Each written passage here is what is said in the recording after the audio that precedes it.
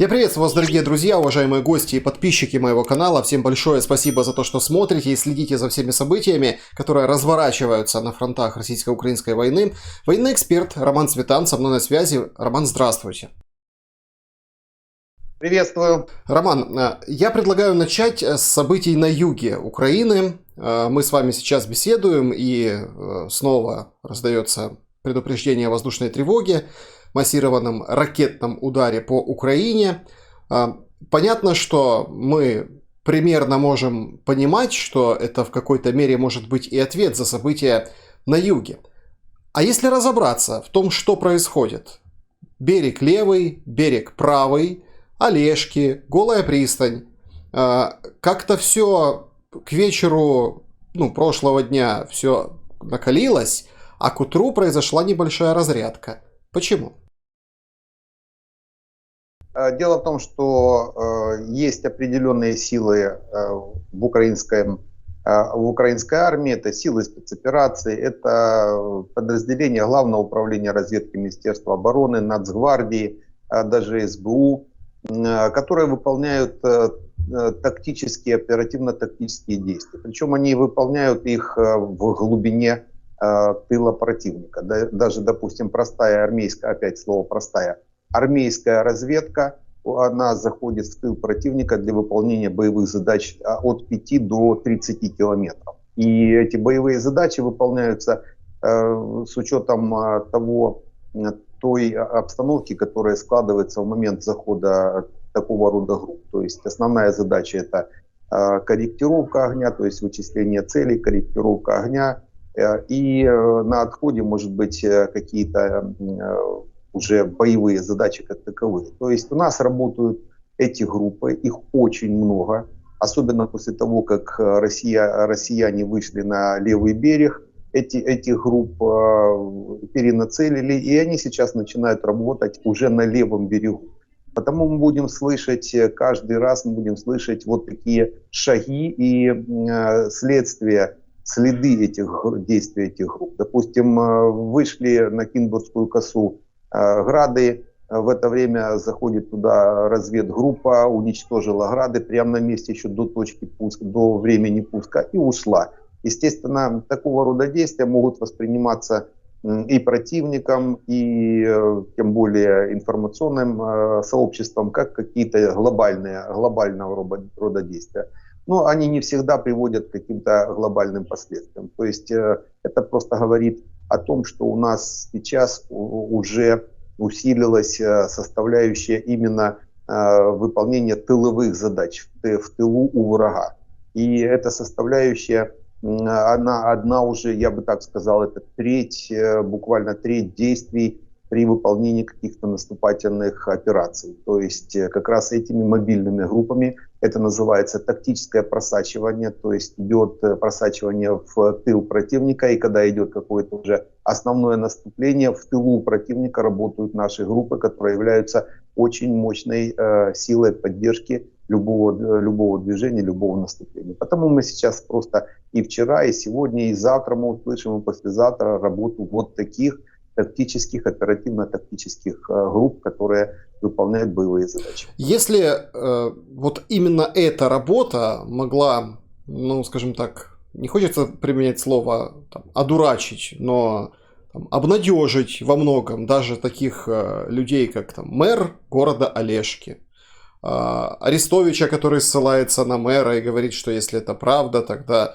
оказалось на утро неправда. Вот этот скандал, если вот эта работа действительно, скажем так, способна даже на такие информационные волны, то, собственно, ее проведение о чем свидетельствует? Потому что если настолько, скажем так, поднимается информационная волна, то...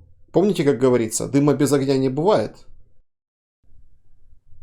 Так и есть. Это и есть тот огонь, который разогревают наши спецслужбы.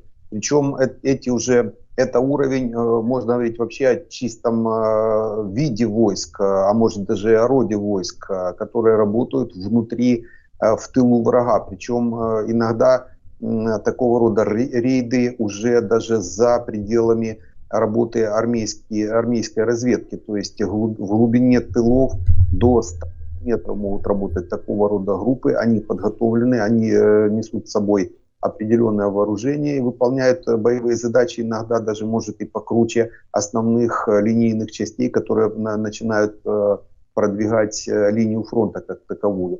Это группы иногда долгого залегания, так называемые, то есть они могут заходить, консервироваться на определенное время и ждать движения основных войск, а тогда, когда нужно, они вскрываются, начинают работать изнутри противника, уничтожая логистические цепочки, центры управления, радиолокацию и радиоэлектронную борьбу противника. То есть это уже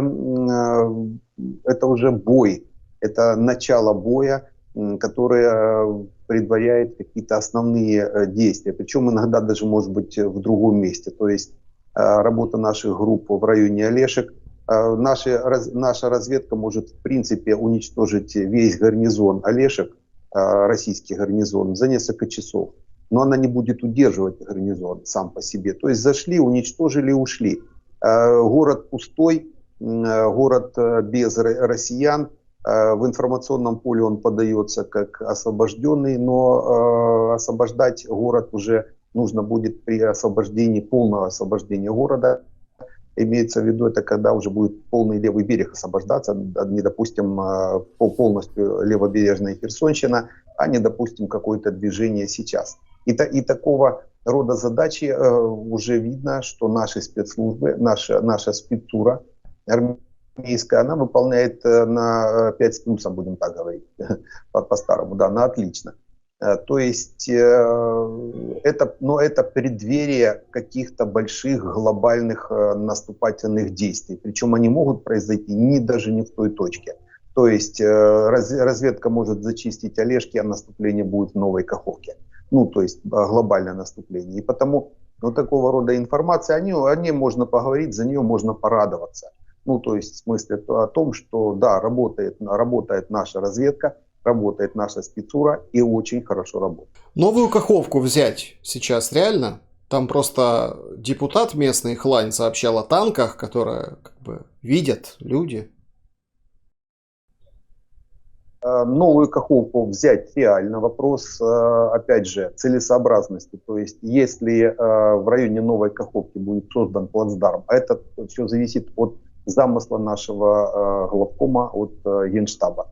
Если в Новой Каховке будет создан плацдарм для выполнения дальнейшего движения из-под Новой Каховки по освобождению левого берега, то да, это, и причем довольно-таки перспективное направление, именно переброска войск в районе Новой Каховки, так как все-таки там не мост полукилометровый или так практически километровый, как, допустим, Антоновский в районе Херсона. Там все-таки дамба. Дамба, она широкая, то есть по ней могут хорошо проходить техника. Остается там чуть больше 100 метров с самой гидроэлектростанции, но тем не менее и этот вопрос можно решать в пределах самой ГЭС и Новой Каховки в том числе. Перспективное направление, я думаю, это направление будет взято на вооружение нашим Генштабом. Хотя, если говорить о глобальном наступлении и об освобождении левобережья, оптимальный вариант это выполнять его выходом на Мелитополь. То есть самый оптимальный вариант около 100 километров, 2 танковых перехода из-под Орехова, Гуляйполя на Токмак и дальше выход на Мелитополь. Это самое, так сказать, оптимальное решение вот этой левобережной группировки, то есть по ее уничтожению. Причем почему лучше сначала выйти на Азовское море, то есть из-под Запорожья или Донецка, допустим, выход на Азовское море перерезает 2/3 поставок российской техники, вооружений именно на левый берег Днепра. Идет в основном, железная дорога идет от Волновахи, идет в сторону Токмака, а автомобильная дорога идет от Мариуполя, Бердянск, Мелитополь. То есть примерно параллельное движение, чуть с нескольких километров, десятков километров разницы. Потому выход в любую точку Азовского моря, это может быть Мелитополь, Бердянск, Мариуполь или между ними, полностью перерезает обе этих цепочки. И левобережная группировка остается всего лишь на одной цепочке поставки с российской Тамани по Крымскому мосту на Крым, ну и дальше в сторону Херсона. Потому, естественно, повторный удар по Крымскому мосту, разрушение Крымского моста переводит весь регион Крым, Херсонская область, левобережная, переводит в режим оперативного котла. То есть это примерно такой же котел, который был у российской группировки на правом берегу, когда мы перерезали нити снабжения, начали, по крайней мере, их перфорировать, эти мосты. И вот уже после этого есть смысл начинать действия по ликвидации левобережной группировки и освобождению уже левого берега Херсонской области. Это самый, во-первых, самый щадящий путь для нашей армии, то есть это самый оптимальный вариант с уменьшением потерь нашей армии. Могут работать дальнобойные арта, очень широкий спектр возможностей, так как фронт широкий от Донецка до Запорожья 250 километров, а здесь вдоль этого фронта идут ракадные дороги, которые очень давно связывают два региона, Криворожский и Донецкий, там почти десяток ракадных дорог, которые идут вдоль линии фронта, переброска частей резервов может происходить за считанные часы, потому в любой точке этого фронта каскадное обрушение, которое добьются украинские войска, и дальше выход на оперативный простор, и дальше в любую точку Азовского моря. Потому, я думаю, глобально все-таки будет вот такое движение, если к этому времени не будет еще раз один жест доброй воли по уходу примерно такому же, как был и с правого берега. Сейчас, я так понимаю, ведутся переговоры, согласовываются позиции, некоторые позиции согласовываются по выходу россиян из этого уже будущего котла, то есть крымско-херсонского котла. Выходу куда, Роман?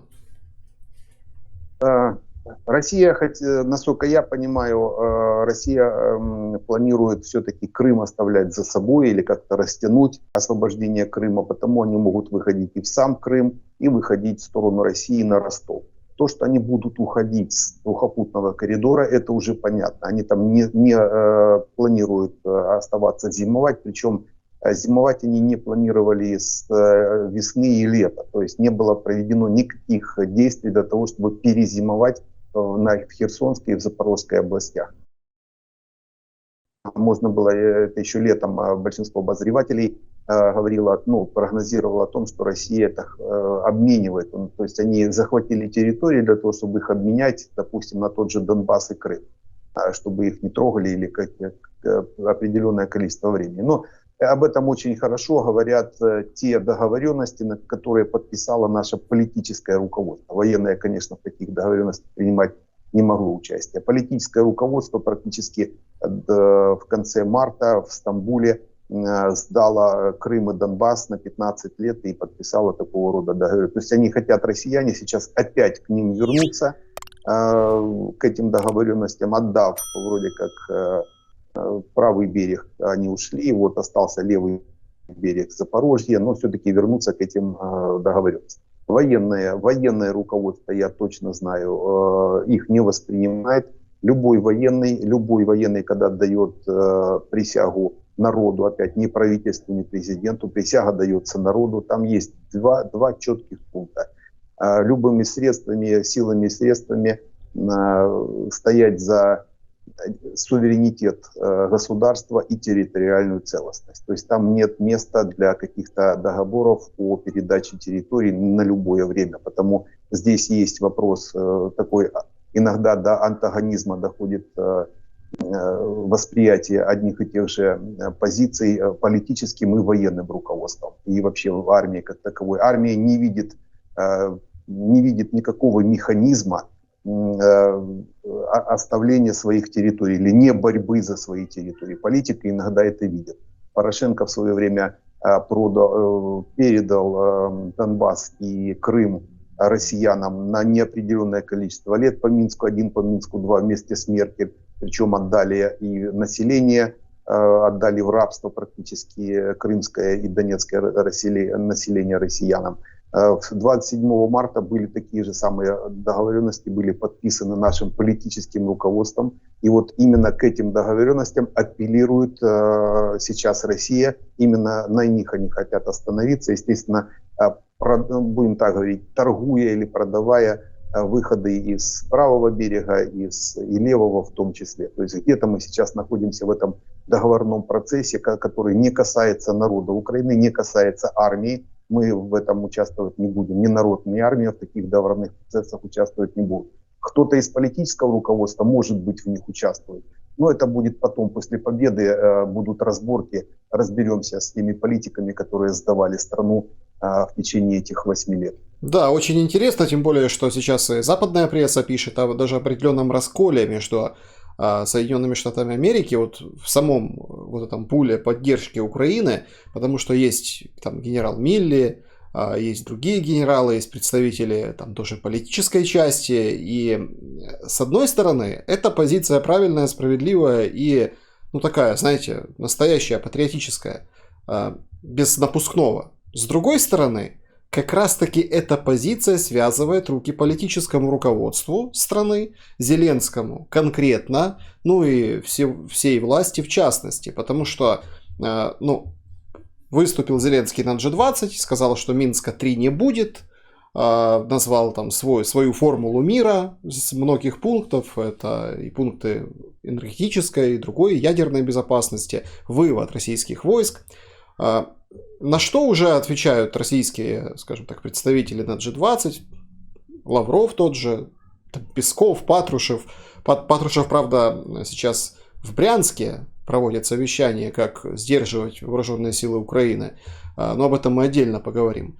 Так вот, в чем вопрос? В том, что вот Зеленский заявил позицию, она мягче, чем там прошлое и позапрошлое, но достаточно решительная.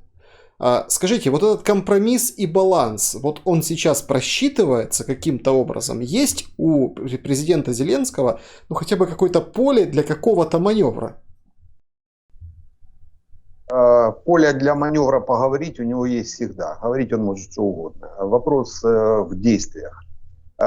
Президент не воюет, он не стоит на переднем крае, то есть не только дело не в президенте как таковом, дело в политикуме, даже украинском политикуме. Они говорят сегодня одно, завтра другое. Они полгода назад рассказывали, какое НАТО недолугое, и поливали грязью, вылив несколько ведер грязи на голову натовских генералов и НАТО как блока как такового. Кстати, пели вместе с израильскими представителями. Беннет, по-моему, как раз они вот одинаково в одну тему эти все месседжи подавали.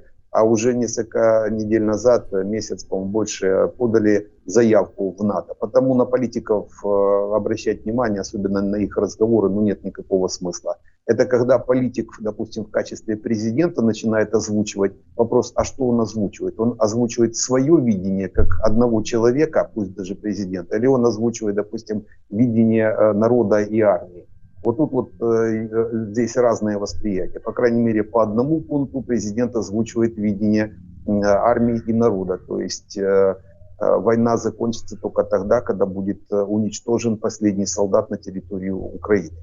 Неважно, вышел он, не вышел, или еще, или уничтожен. То есть пока хотя бы один солдат находится на территории Украины, переговоров никаких ни о чем быть не может, так как любые переговоры, когда чужой солдат находится на твоей территории, это капитуляция. То есть тут неважно, о чем разговор.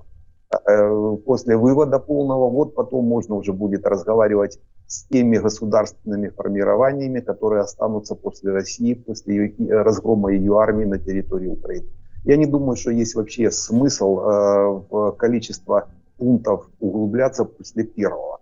То есть выполнение первого пункта, оно может быть даже не нивелирует и все остальные, и нет смысла о них говорить. То есть первый пункт, и об этом уже наконец-то начал четко говорить президент, потому что было метание у него между разными точками зрения, не знаю почему, надо было просто спросить у народа, спросить у армии. Кстати, Залужный очень четко об этом сказал, что армия не остановится, пока последний российский солдат, то есть то, что я повторил, будут находиться на территории Украины. И это реальная позиция армии, а армия это слепок народа, то есть это позиция народа в том числе.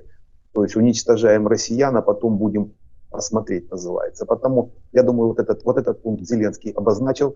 Вот за это ему, естественно, спасибо большое. Это действительно, это действительно тот пункт, за который сейчас и армия, народ стоит. А все остальное, я думаю, не имеет значения.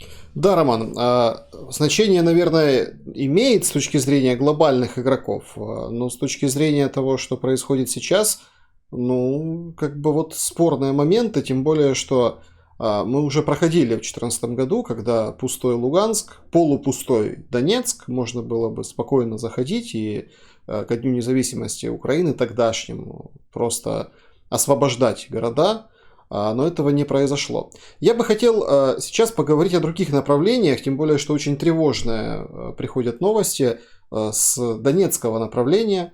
Какие-то, ну, вообще неимоверные цифры приводит Коношенков за своим Минобороны Российской Федерации о Павловке. Ну, там Павловка, Куземовка, вот эти населенные пункты отчитываются, что взяли войска там, России, российской армии. И потери называются необыкновенные из числа вооруженных сил Украины. Чуть ли там 1500 человек ВСУ в одной Павловке. Я не знаю, ну, я попытался там найти, да, вот, население Павловки, все население в мирное время. Вы можете каким-то образом, ну, вот, объяснить, что происходит? То есть это тоже информационно-психологическая такая спецоперация, мол, мы ушли из Херсона, утерлись, и теперь будем героически сообщать о неимоверных там, межгалактических победах вот такого межгалактического уровня в отдельных маленьких населенных пунктах Донбасса. Да, вы правы. Они ушли из Херсона, с правого берега. Я бы даже больше сказал, им дали уйти. Вопрос, вот кто дал, я знаю точно, не военные. То есть им дали уйти с правого на левый берег. Это больше корпуса, больше 15 тысяч человек, боеготовых, в основном штурмовых подразделений, вышли с правого на левый берег в течение 2 недель. И эти штурмовики сейчас в районе Мариуполя, они зализывают раны, то есть проходят доукомплектование и уже начали работать и под Павловкой в том числе. То есть они уже туда перебазировались. То, о чем, в принципе, все военные обозреватели, все военные аналитики на всех каналах криком кричали. Нельзя дать им уйти с правого берега, иначе они появятся в районе Донецка. Вот они появились.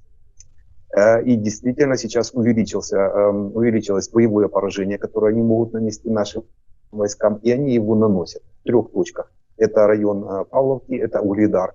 То есть Павловка, это, будем так говорить, ну не пригород, но, по крайней мере, один из плацдармов под Угледаром. Это Авдеевка и это Бахмут-Солидар. То есть это общий район. В 3 точках россияне после того, как им дали уйти с правого берега, увеличили боевое поражение украинским войскам. Естественно, потери у нас будут возрастать. Не до таких цифр, как говорит об этом Коношенков, естественно, не до таких. Но, тем не менее, если появляется на театре военных действий, появляется боевое штурмовое подразделение, что такое штурмовое? То есть это воздушно-десантные войска, это морская пехота, это силы спецопераций, это тот корпус, это те 15, чуть больше тысяч человек, которые выпустили мы их с правого на левый берег. Еще раз повторюсь, кто выпустил, об этом будет еще вопрос после победы. А нельзя было выпускать. Теперь мы будем с ними бороться уже в районе Донбасса. Павловка сама по себе, это такой плацдарм юго-западнее Угледара. Угледар сам по себе юго-западнее самого Донецка. Он, с одной стороны, очень хороший плацдарм для выхода и нашего движения в сторону Волновахи и Мариуполя. Россияне это прекрасно понимают. Если туда перебросить, даже вот сейчас перебросить несколько бригад с правого на левый берег, и если наши бригады подойдут с нерастраченным боевым потенциалом, который готовился быть вываленным на головы россиян на правом берегу Днепра, если туда сейчас подойдут наши бригады, то этот боевой потенциал вывалится этим же бригадам, только уже в районе Угледара они туда подойдут. То есть получается, там не получилось, значит, будем высыпать им в районе Донбасса. Так вот, Угледар является вот таким плацдармом для движения. Естественно, они стараются его купировать любыми способами, контрударом, контратаками стараются его купировать. И вот мы видим бой за Павловку, это именно такого рода бой. Но сама по себе Павловка — это плацдарм, который находится юго-западнее Угледара, он чуть ниже Угледара, то есть позиции даже арты, наши позиции в районе Угледара намного сильнее, чем сам плацдарм на Павловке. С точки зрения военной можно было бы с самого начала его оставить, если они туда зайдут, их просто раскатывать в одной точке, как это мы, кстати, сейчас делаем в Песках. Россияне, зашедшие в Песках, попадают под наш артиллерийский огонь, который мы ведем довольно-таки успешно с превышающих позиций в районе Карловского водохранилища, с правого берега Карловского водохранилища. Правый берег выше, естественно, превышение. И с этого превышения можно выжигать Пески и всех россиян, которые сейчас находятся, что сейчас и делается. Примерно та же самая картина и по Павловке. То есть это с принижением, территория с принижением относительно Угледара. Наши артиллерия, наши бригады, батареи, которые стоят под Угледаром, они очень хорошо ее прорабатывают. Потому это можно сказать, что Павловка — это сейчас такая жаровня, на которой переваривается любое новое мясо, которое будет подходить со стороны России. Потому сама по себе Павловка, сама по себе Павловка стратегического какого-то значения не имеет как такового. Там развязка, да, но это развязка, в принципе, дорог, причем больше похожих на местного плана, то есть местных дорог. Но она абсолютно не удержит наше наступление, если оно будет, если поставят задачу на Волноваху. То есть мы просто в движении ее сомнем. Но, тем не менее, есть определенный информационный повод для россиян, тем более он подсвечен больше негативом по 155-й бригаде морской пехоты, которую там переполовинили наши войска, кстати, как раз наша артиллерия в том числе. То есть они зашли на палубу, завязли в грунте в черноземе Донецком, а это вообще супись еще та, больше полуметра чернозема. Завязли, и их просто стоящих накрыла арта, подошедшая наша, и переполовинила эту 155-ю бригаду. Теперь им нужно в информационном поле, естественно, отыграться, потому они туда бросают, в принципе, на ненужный никому плацдарм, бросают туда силы для того, чтобы показать, что они ее взяли. Но самое интересное, они туда заходят, а наши опять их дальше выжигают. То есть потери врага в этой вот, я бы, знаете, что сказал? Я думаю, информационный Коношенков сказал как раз о своих потерях. То есть это то количество военнослужащих, которые за все это время они действительно могли потерять именно российские. Вы знаете, Роман, ну вот приходит информация, что понятно, что 14 самолетов взлетело, атакует Украину ракетами там Х-101, ну так сообщается. Даже уже направления в телеграм-каналах публикуют, там, мол, куда, по какой траектории, то есть где, в какое время, даже вот до этого дошла техника. Но вот мы так проговорили про новую Каховку, реально ли ее взять. Но ведь когда есть эвакуация администрации, ну, администрация эвакуировалась из Новой Каховки, вот российская, оккупационная, то это понятно, что ну, вот, что-то ожидается. Что вы можете сказать об, скажем так, происходящем в Луганской области? Потому что есть Гайдай, который говорит, что подходят силы ВСУ к крупным городам Луганской области. Его периодически отдельные военные эксперты за эти сводки критикуют, мол, говорят, что ну, не нужно, вот этого не нужно, есть там другой характер работы вооруженных сил Украины в том же направлении, Сватова в том числе. Как разобраться, когда есть, например, Гайдай с более или менее хорошими оптимистичными новостями, есть военные эксперты, которые его опровергают и дают несколько иную картину. Вы вот какой бы дали совет зрителям, когда вот мы вот слышим разные вот такие сообщения? Все очень просто. Правы и те. Почему? Еще раз повторюсь, мы это уже, в принципе, сейчас проговорили за это время. Впереди фронта, любого фронта, идут на глубину 30 километров армейская разведка. Почему 30 километров? Допустим, не глубже. Дело в том, что основная дальность работы артиллерии армейской, это глубина 30 километров. Основная вообще от 15 до 24, ну пусть с активно-реактивными снарядами, там сейчас у нас просто большая дальность за счет натовской 155-й арты, то есть до 30 километров. Главная задача разведки – это разведка целей для работы артиллерии и дальше корректировка огня, так называемая. То есть разведчик определяет цель, по определенным каналам передает эти расположение цели артиллерии и дальше начинает корректировать огонь, причем по разным параметрам он корректирует огонь. И то есть разведгруппы зашли, то есть можно говорить о том, что впереди фронта на глубину в 30 километров как минимум уже есть наши части, причем разведка сейчас не совсем в роли всегда, не только в роли корректировщиков или разведчиков, а это уже группы, которые работают по уничтожению врага. То есть после корректировки на отходе группы могут быть, они могут в принципе разведгруппа хорошо подготовленная, то есть это в районе 12-15 человек, это ДРГ, можно так говорить, готовая, она может уничтожить взвод, роту, которая, допустим, занимает, особенно гарнизонного типа, в селе какая-нибудь, допустим, Поповка, находится рота врага, которая заняла оборону, ну или заняла, или просто находится в режиме гарнизонного какого-то уровня, но в глубине 30 километров. На отходе диверсионная группа заходит в село, уничтожает всю роту и уходит дальше, уже ближе к линии фронта. Так вот, допустим, вот эта зачистка села на глубине 30 километров гражданской администрацией типа Гайдая может восприниматься как зачистка села.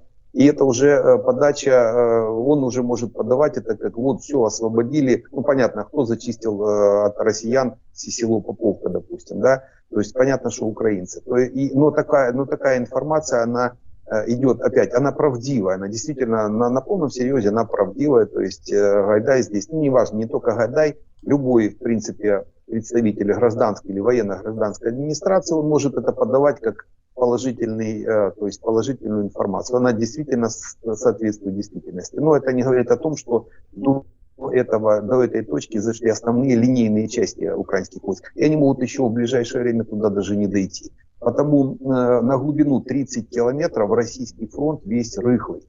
Мы постоянно говорим о рыхлом российском фронте. Почему? Потому что плотность войск россиян должна быть, допустим, есть простые формулы. Война – это математика, очень просто все рассчитывается. 1000-километровый фронт, 1000 километров фронта, глубина около 100 километров, примерно такая сейчас ситуация сложилось. Значит, у россиян должно быть на всю эту 1000 километров, глубину 100 километров, 1 000 000 войск, для того, чтобы не смогли себя чувствовать как дома разведчики и наши части. Опять, это 1 000 000 человек они должны напитать, и тогда плотность войск будет достаточно для того, чтобы говорить о том, что фронт удерживается как таковой. Так вот, этой плотности войск у россиян нет. На 1000 километров фронта у них чуть больше 200 000 человек. Естественно, там есть участки, где несколько километров, несколько десятков километров можно вообще не встретить ни одного российского гарнизона. Ну, эти участки. Потому они напитать, естественно, не могут. И потому наша разведка, как вода в сахар, заходит на глубину около 30 километров. Почему не дальше? Нет смысла дальше заходить. Ну, то есть арта не достает, и уже нет смысла выполнять какие-то задачи для корректировки артиллерии. Глубже заходят только спецура, та, которая ставится определенные задачи. Допустим, зайти в Луганск, найти какого-нибудь там местного сальда и повесить его на фонарном столбе. Ну, то есть вот такого рода задачи выполняются. И уходит обратно. Ну, это называется глубинная разведка, то есть это уже задачи, которые выполняют Главное управление разведки или силы спецопераций такого уровня. Но вот 30-километровый вот этот вот рыхлый фронт российский, под постоянным контролем и под постоянным боевым поражением нашей разведки, наших сил спецопераций и, естественно, нашей арты. И вот эти 30 километров всегда могут, еще раз повторюсь, проговаривать как положительные действия. Они такие и есть, то есть никто здесь не кривит душой. просто показывать, а вот уже полное освобождение территории, это когда уже наши войска заходят, и после этого, после того, как уже наш Генштаб обозначает об освобождении территории, когда туда заходит военно-гражданская администрация, когда туда заходят силы спецура уже по зачистке, это служба безопасности, Министерство внутренних дел, какие-то коммунальщики, то есть полный заход и переход под юрисдикцию украинского правительства, только тогда об этом начинает говорить Генштаб как об освобожденной территории. Ну да, это мы слышали и по поводу Херсона, что 166 заключенных, которых россияне при отходе выпустили из СИЗО, полиция уже вернула, ну и ищут остальных, их там около 5000 было человек, которых просто открыли двери и, уходя, вот так выпустили. Роман, а вот у меня логичный вопрос. А россияне так не действуют с таким проникновением в тыл украинских вооруженных сил? Они не действуют по одной причине. У нас плотность войск выше. То есть у нас плотность войск на километр. У нас достаточно для того, чтобы нивелировать любое такого рода движение. Плюс за войсками идут же у нас и спецподразделения. То есть это и Нацгвардия, это уже Министерство внутренних дел. Подтягивается Нацгвардия, подтягивается СБУ.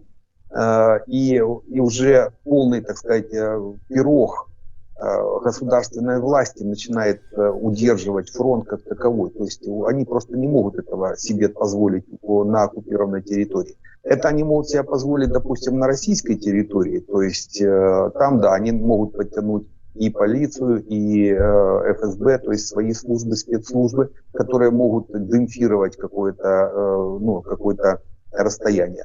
А у них такого нет, а у нас есть. То есть у нас вся власть, все силовые органы, которые есть, не только ВСУ, а есть еще несколько силовых органов, которые подтягиваются и поджимают фронт, не давая российским группам заходить в тыл, не давая, выдавливая их или купируя, если действительно они куда-то заходят. Вот то, что сейчас происходит, допустим, в Херсоне, этот же алгоритм уже был отработан по зачистке и заходу наших спецслужб в Харьковской области. После освобождения части Харьковской области там был специальный алгоритм, кто за кем заходит, где работают саперы, где работают Министерство внутренних дел, где работает СБУ, контрразведка. То есть целый пирог вот этот сейчас начинает утюжить уже Херсонскую правобережную часть, отутюживает украинскими спецслужбами. И вот после полной зачистки уже этой территории и саперы зачистят от мин, то есть там очень много мест минирования. Естественно, СБУ зачистит от коллаборантов или оставшихся представителей российских спецслужб. Ну а МВД будет зачищать уже от всего мусора, который там остался, и будет зачищать уже до удобоваримого состояния гражданского времени. Потому, на это просто нужно время. 2-3 недели. Да, друзья, я очень благодарен вам за то, что вы реагируете на мои интервью, и даже вот когда я общаюсь с Романом, с другими военными экспертами, тоже оставляете свои вопросы.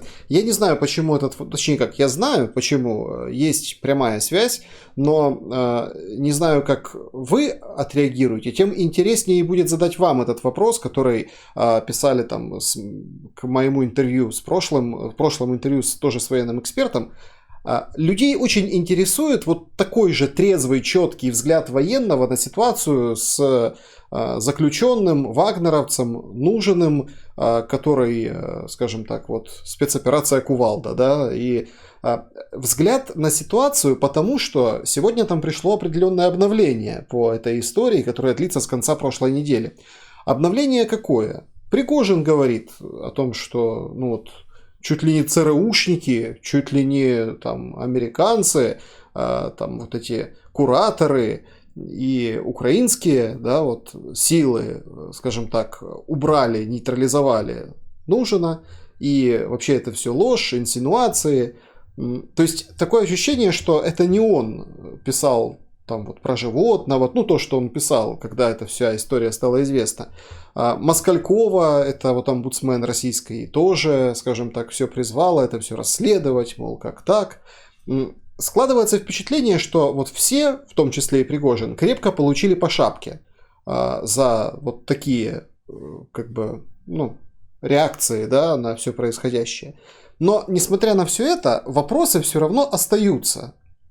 Мог ли нужен попасть через обмен, через выдачу, через сдачу, через какой-то там какую-то кулуарную договоренность? Нужен как бы вот такой взгляд со стороны, ваш взгляд на этот момент. Я очень хочу, чтобы вы вот поделились своим впечатлением об этой истории. С действиями по этому человеку вылезло звериное нутро российских частных компаний и вообще подхода к любому частному военному бизнесу. Не может быть военное дело, ратное дело частным трудом. Это тогда оно превращается уже в бандитское какое-то формирование и выполнение бандитских условий, естественно, с бандитскими выплесками вот этого животного отношения к людям. То есть эта частная компания никакого отношения к военному делу, к ратному делу не имеет абсолютно. То, что это все выплюснулось и потом было придушено российской пропагандой, ну, это имело место быть, то есть они прекрасно поняли, что вот это вылезло, и они пришлось им накрывать. А то, что касается самих пленных и отношений с пленными, я просто до своего плена занимался обменом пленными в плену, меня также обменивали, и после плена я занимался, пока Порошенко Медведчуку не передал все отношения с пленными, оно все остановилось. Вот до Медведчука, и мы также занимались обменом пленными. Есть две позиции такого уровня. Первая – сдача в плен. То есть человека либо берут на поле боя, либо он, допустим, сдается. Это две разные позиции.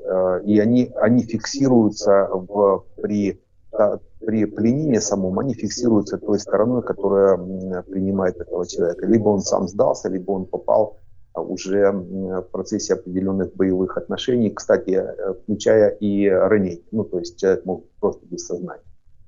Дальше он попадает в определенные, к нашим определенным органам, и его ВСП, это военная служба порядка, уже оформляет, и этот военнопленный попадает в обменный фонд, называемый. Так вот, при попадании в обменный фонд пленный, он то есть он может, по его желанию, он может попасть в обменный фонд и дальше быть обмененным, либо он может по всем конвенциям, он может подать заявление или заявить хотя бы о том, что он в обменный фонд не хочет попадать, он хочет остаться в плену до конца боевых действий. И вот это его желание всегда исполняется. Дело в том, что сами механизмы дальнейшего движения, они невозможны без его желания. То есть без его желания быть обмененным, его бы не обменяли. Он бы просто не попал в этот обменный фонд. Так как обменом занимается, помимо Главного управления разведки Министерства обороны, его курирует также и служба безопасности. И одна, и другая подают определенные отчеты в международные органы, так как отношения с военнопленными четко курируются международными ООНовскими организациями. И это как раз те договоренности, которые подписала наша страна, а на наши службы, так как уже они выполняют определенные задачи согласно закона, уже нашего закона, который коррелируется с этими требованиями международных документов. Там просто невозможна такая ситуация, чтобы человек, который не хотел быть обмененным, и он попал в обменный фонд. Это просто невозможно. Значит, если этот человек был обменен, ну то есть попал в обменный фонд, значит он хотел этого. Ну, то бишь, он был не против того, чтобы быть обмененным. Я еще раз хочу сказать, если бы у него хоть какое-то малейшее сомнение было попадать в обменный фонд, он бы в него не попал. Нет, но он же в интервью давал Рамине, блогеру, да, о том, что он хочет убивать россиян, он готов стать на сторону Украины в этой войне. Вот это я уже не могу, так сказать, непонятно какого рода такого заявления, то есть откуда. Я просто говорю сейчас о технологии самого действия. То есть не могло быть этого действия. Он бы не попал в обменный фонд, если бы он этого не хотел. А раз он туда попал, значит он захотел. Никто не ведет личность, то есть очень много пленных, очень много, так сказать, каких-то посылов от таких пленных, никто каждым там не занимается. Но я точно знаю, что занимается именно вот этими двумя позициями. Либо он в обменном фонде, либо нет. Причем можно попасть из одного в другой, опять же, по своему заявлению. То есть можно попасть из необменного фонда в обменный или из обменного в необменный, в зависимости от того, какое заявление этот человек принесет. Тем более, что, еще раз повторюсь, движение каждого такого уровня военнослужащего, оно контролируется, по крайней мере у нас в Украине, оно контролируется. Здесь перетасовки не может быть. А вот уже как этот человек попал на ту сторону, вот это уже вопрос. То есть, если он был обменен, значит, он хотел этого обмена, он попал на ту сторону. А вот или каким-то другим путем. Но вот пока другой путь, я так понимаю, еще не отслеживается. Нет. Роман, Владимир Осечкин, это основатель ГУЛАГу.нет, заявил, что, собственно, Пригожин вынуждал обменивать вот этого Нужина, угрожая расстреливать военнопленных украинских, которые там на той стороне. Достаточно резонансное заявление. Могло ли быть такое, как вам видится? Могло. То есть это, в принципе, я был, допустим, в плену, и при мне эти вопросы решались именно такого плана. Либо мы всех обменим, либо начинаем расстреливать. Снимали даже кадры, передавали расстрелов. То есть это в порядке вещей для российской армии, а тем более для такого уровня, как ЧВК «Вагнер». То есть, это явно это могло быть. Вопрос, пошли ли наши спецслужбы на это, я точно скажу нет. Наши не могли на это пойти. То есть, еще раз, как раз потому, что наши спецслужбы сами не принимают такого рода решений. Все, что касается пленным, под четким контролем международных организаций. Рядом Международный уголовный суд, вон в Гааге, чуть больше 1000 километров, там, по-моему, 2. И все здесь, никто не хочет из наших спецслужб попасть потом как военный преступник на скамью подсудимых в Международном уголовном суде. Потому это точно вопрос отметается. Может еще один какой вариант быть, опять это мое предположение, опять не предположение, а просто технический какой вариант. Этот человек мог вступить, допустим, в российский батальон, то есть батальон российских войск, которые воюют на нашей стороне против российской армии, и уже как-то попасть в плен уже через вот такого рода действия. Действительно, туда есть после определенной проверки, туда записывают определенное количество людей, и там они воюют. То есть, и вот этот механизм, он больше, наверное, реальный, так сказать, реальный механизм, что его могли повторно просто взять в плен, уже как бойца украинской армии. Да, вообще история, конечно, дичайшая, и я благодарен, что вы откомментировали, тем более, что зрители просят и пишут в комментариях, она действительно, эта история не выходит у всех из головы, и вы, Роман, как человек, прошедший плен, я думаю, вы вправе это комментировать. Вот вы вправе это комментировать. Детали, поведение, что там предваряет, что следует за этим. Поэтому я думаю, что наших зрителей ваш ответ удовлетворил. Есть ли что добавить по этому поводу? Вот какие впечатления именно у вас? Такого уровня действия они оставляют очень плохое, конечно, последствия и в психологии, психике, и даже в юридическом каким-то правовом поле. То есть, скорее всего, сейчас будут предприняты определенные меры. Это обязательно будут предприняты меры следственного характера, то есть вплоть до того, что те люди, россияне, которые совершили такого рода, это военное преступление, это преступление не гражданского кодекса, это преступление международного, причем военное преступление будут заниматься, скорее всего, представители уже Международного уголовного суда.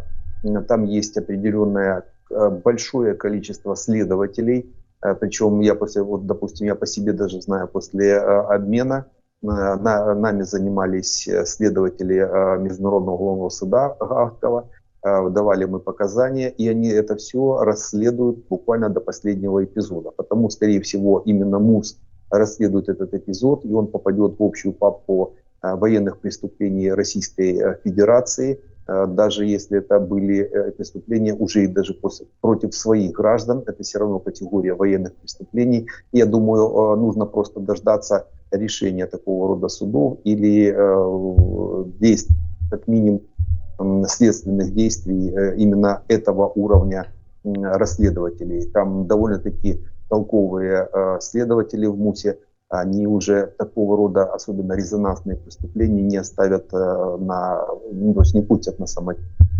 Да, Роман, давайте вот еще одну тему попробуем обсудить. Я бы очень хотел услышать ваши мысли по поводу зерновой сделки. Потому что то, что происходит сейчас, и там вот она до 19 ноября, и дальше будет, скорее всего, продлена. Кто-то посмеивается и говорит, вот она сила России в этом-то и проявится, что все, собственно, снова нагнут Российскую Федерацию, и они будут продолжать участие в зерновой сделке.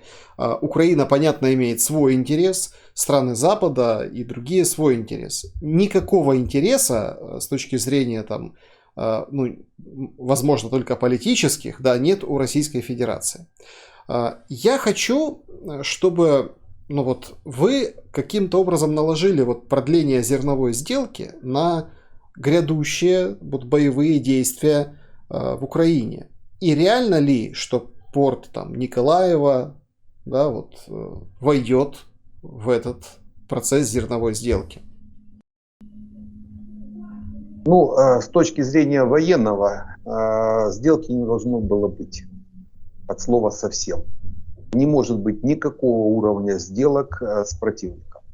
То есть, если возник вопрос о сделке, так это можно всех, кто этот вопрос проталкивал, неважно с какими целями, всех, кто ее подавал и, так сказать, прикрывал, подписывал и двигал, это все государственные преступления со стороны военных. Причем все равно с каким результатом, с положительным, с отрицательным эта сделка. Не должно быть слова «сделка» в принципе. Мы либо воюем, либо торгуем. Вот две разные разницы.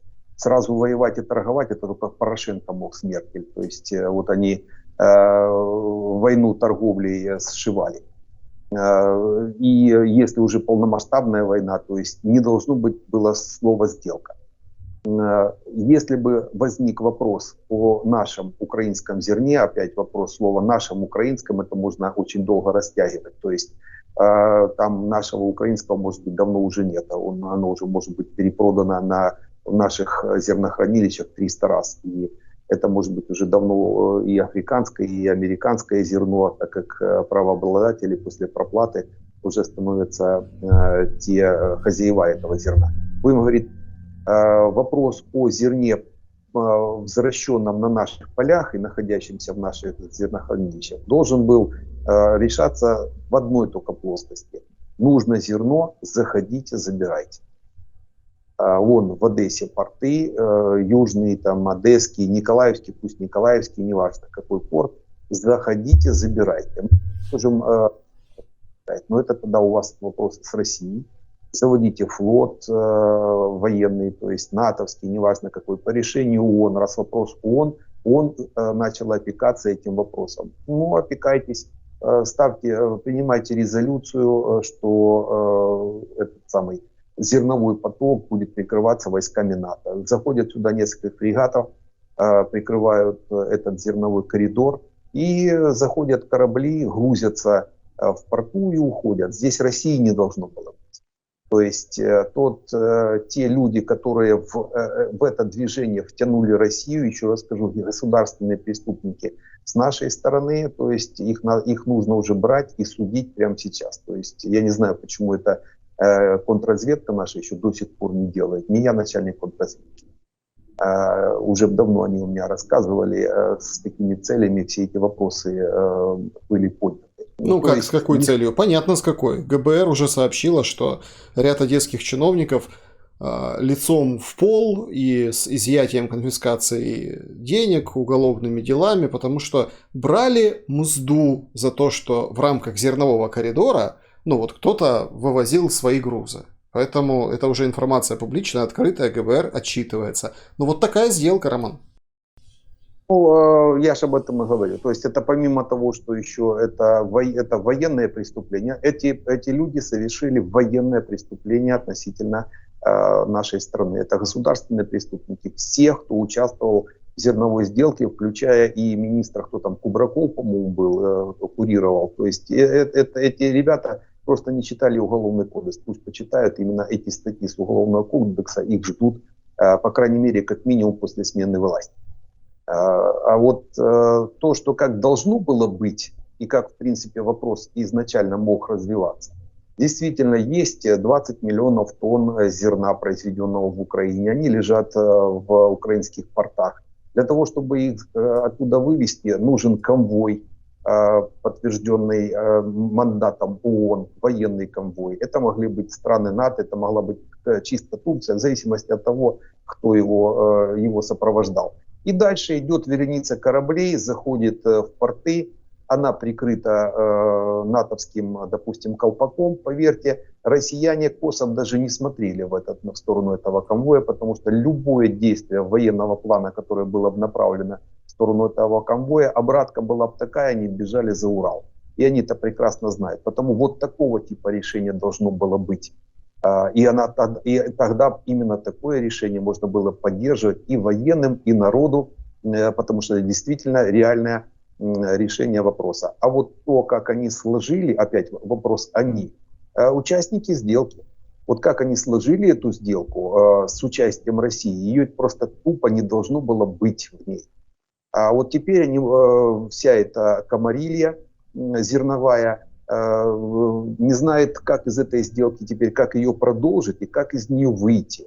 Потому что то, что им светят сроки, всем участникам, они прекрасно это понимают. А как из нее выйти, вернее, как ее продолжить, еще раз, в любой момент нужно россиян просто из любых отношений выбрасывать. Ну, то есть забыть за Россию в этой сделке, как-то забыть за слово «сделку», забыть за слово «Россия». Есть сейчас, кстати, договор, кстати, прямой трехсторонний договор, там ООН, Россия, по-моему, и Турция. Вот берите, вывозите. Не можем вывозить, тогда не вывозите. Да. То есть не хотите вывозить, не вывозите. Поверьте, зерно никуда не денется. Куры склюют, хватит у нас, по крайней мере, на яйца в 2 раза меньше цена станет, а не то, что сейчас задрали. И курятина будет подешевле. Потому со своим зерном мы не пропадем. Да, Роман, и точку в нашем разговоре я бы хотел поставить с таким, знаете, с привкусом троеточия, потому что, ну вот сейчас в эти минуты нашего с вами разговора ракеты летят в Киев, там работает ПВО в Сумской области, в ряде других областей есть уже первые такие, знаете, экспресс, ну я об этом говорил несколько ранее, экспресс-сообщения. На ваш взгляд, вот когда мы повторяем, что у России все меньше, меньше и меньше ракет, что они, собственно, истощаются, и запасы этих ракет истощаются, это ведь тоже какой-то, ну не знаю, психологический прием. И по сути, что реально может защитить Украину от вот этих волн запуска то ли с Каспия, то ли там с Астрахани, Волгограда, то ли с Крыма, вот этих дальнобойных ракет? Ну, когда мы говорим действительно, что истощаются запасы, не лукавим, действительно истощаются. Каждая волна, допустим, уровня 10 октября, это несколько десятков ракет, больше 50, А надо понимать, что Россия в хорошие времена, досанкционные, производила каждая типа ракет 2-3 штуки в месяц. То есть уровня, допустим, крылатых ракет, они в год производили чуть больше сотни. Потому пуск, допустим, 10 числа, это полугодовой пуск российских ракет. Еще один такой пуск, это годовой пуск производства таких ракет, опять же, до санкционных. Сейчас скорость производства ракет упала, я думаю, в 2-3 раза, так как элементной базы не существует. Может быть, НЗ какое-то осталось, они сейчас ищут элементную базу по всему миру. Никто, кстати, им давать не собирается, потому что понимает, чем это закончится, в конце концов. Потому мы видим движение России, допустим, в Иран за ракетами. Надо просто понимать по определенным позициям ракет. Вот «Искандеров» было до 1000 штук произведено в течение нескольких лет. Россиянами, по-моему, с десяток лет они производили «Искандеры». Произвели их около 700 или 800 штук. Осталось у них чуть больше сотни. Много это или мало? Сотня ракет для страны, которая, если она собирается себя защищать от какого-то удара, это практически ничто. То есть это меньше неприкосновенного запаса, так называемого стратегического резерва. Потому мы, и, кстати, «Искандеров», если заметили, в последнее время вообще не видим, так как они еще летом, у них, можно сказать, слово «кончились» нельзя сказать. То есть их не до нуля не использовали. Но они вышли на стратегический резерв. Потому они у них есть, но в стратегическом резерве. Потому они и добирают в Иране, в первую очередь, именно баллистические ракеты «Фатихи» из Аль-Фагары. А вот, допустим, ракет Х-101, Х-555, у них было там до 1000 штук. Вы использовали они несколько сотен, осталось, по-моему, 3 или 4 сотни каждой позиции. Опять они выходят, с одной стороны, на стратегический резерв. Просто есть такое соотношение между, допустим, боеголовками атомными и их носителями. Так вот сейчас носителей атомных зарядов меньше, чем количество боеголовок. Это есть, вот они начали выбирать тот стратегический резерв, который в принципе выбирать да нельзя.